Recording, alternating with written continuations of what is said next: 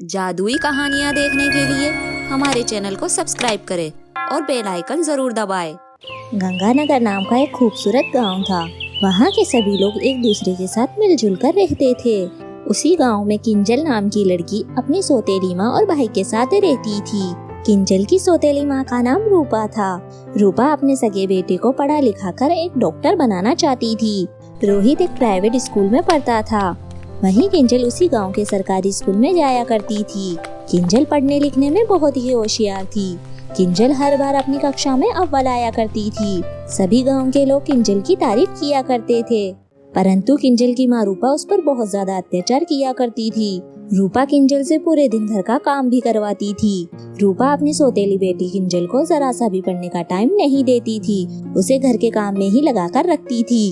किंजल का school 2 kilometre दूर था। एक दिन गंगानगर में बाढ़ आने की वजह से पूरा गांव बह गया और उसी में ही किंजल का जो स्कूल था वो भी बह गया और डूब गया, जिसके कारण किंजल की पढ़ाई बीच में ही छूट गई। किंजल का स्कूल बंद होने के कारण रूपा का व्यवहार उसके लिए और भी बदल गया और अत्याचार और भी बढ़ने लगे। अब रूपा किंजल को पूरे दिन ताने ही दिया करती थी।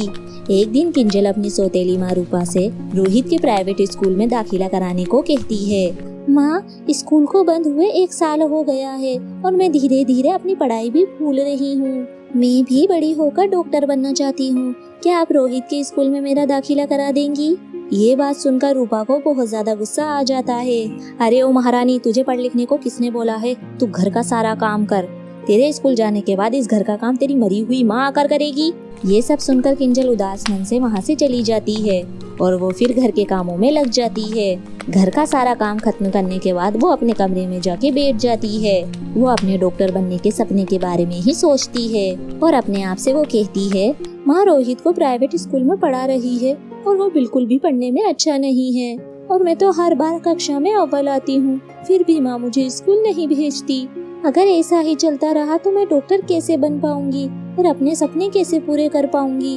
माँ के जाने के बाद मेरा तो बस एक ही सपना था कि मैं डॉक्टर बनूं, ताकि मैं आगे जाकर बहुत लोगों की सहायता कर सकूं और उनकी जान बचा सकूं।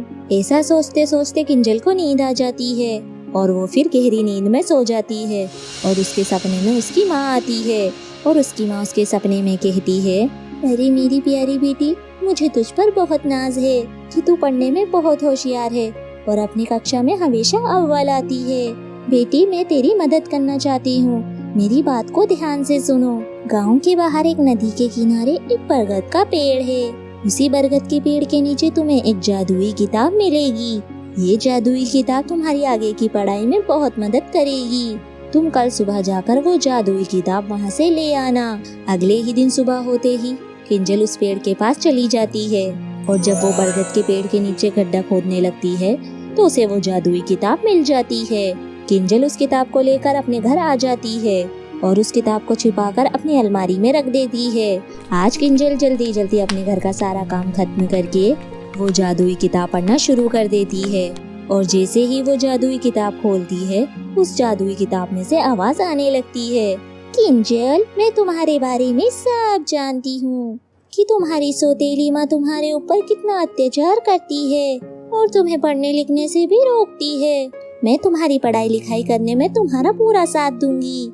तभी किंजल किताब से पूछती है, क्या सच में मेरे डॉक्टर बनने में तुम क्या मेरी मदद करोगी? हाँ किंजल, तुम मुझसे कोई भी सवाल पूछ सकती हो। मैं अपनी जादुई शक्तियों से उस सवाल का जवाब तुम्हें जल्दी ही याद करा दूंगी। किंजल अपनी आगे की पढ़ाई उस जादुई किताब से पूरी करने लगती है। 2 साल बाद किंजल अपनी डॉक्टर बनने की पढ़ाई उस किताब से पूरी कर लेती है। किंजल अपनी सौतेली माँ से छिपकर बिना बताए पास के गांव में एग्जाम देने के लिए जाती है। किंजल उस जादुई किताब की मदद से परीक्षा में आए सवालों के जवाब वो सही सही दे देती है।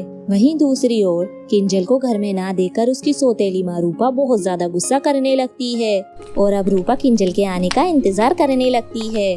आज आने दो उस कलमुही को, उसके दोनों हाथ पैर तोड़कर उसे घर में बिठा दूंगी। इतने में ही किंजल घर आ जाती है। किंजल की सौतेली माँ रूपा किंजल को बहुत ज्यादा सुनाने लगती है और किंजल से कहती है, अरे कलमुही, तेरे बहुत ज्यादा पर निकल आए हैं ना। तू तो आजकल बिना बताए घर से ही बाहर निकल जाती है। तेरी इतनी हिम्मत, लगता है तुझे बहुत दिन हो गए मार खाए। रूपा किंजल को मारने लगती है।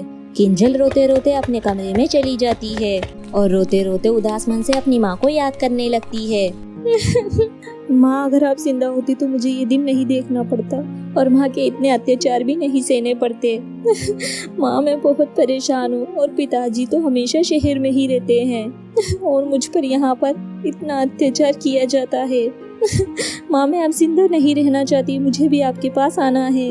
ऐसे ही कई दिन बीतते जाते हैं और अब वो दिन भी आ जाता है जब परीक्षा के परिणाम निकाले जाते हैं। किंजल डॉक्टर के एंट्रेंस एग्जाम में अव्वल आ जाती है और उसे मेडिकल कॉलेज में पढ़ने की सभी सुविधाएं दी जाती है।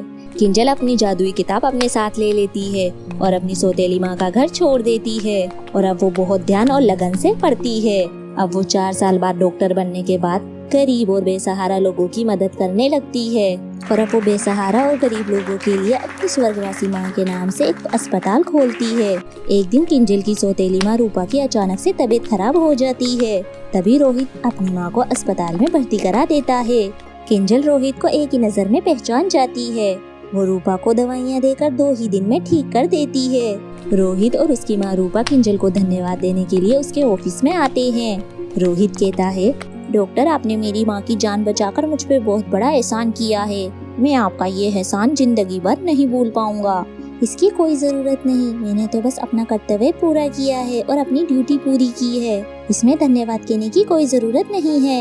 ये मेरी भी तो माँ है। रोहित उसे गौर से देखता है और कहता है, न जाने आप मुझे क्यों जानी पहचानी सी लग रही हैं। हाँ, मैं किंजल हूँ। 4 साल पहले मैं आपका घर छोड़कर यहाँ पर हॉस्टल में आ गई ताकि मैं एक कामयाब डॉक्टर बन सकूं और लोगों की मदद कर सकूं।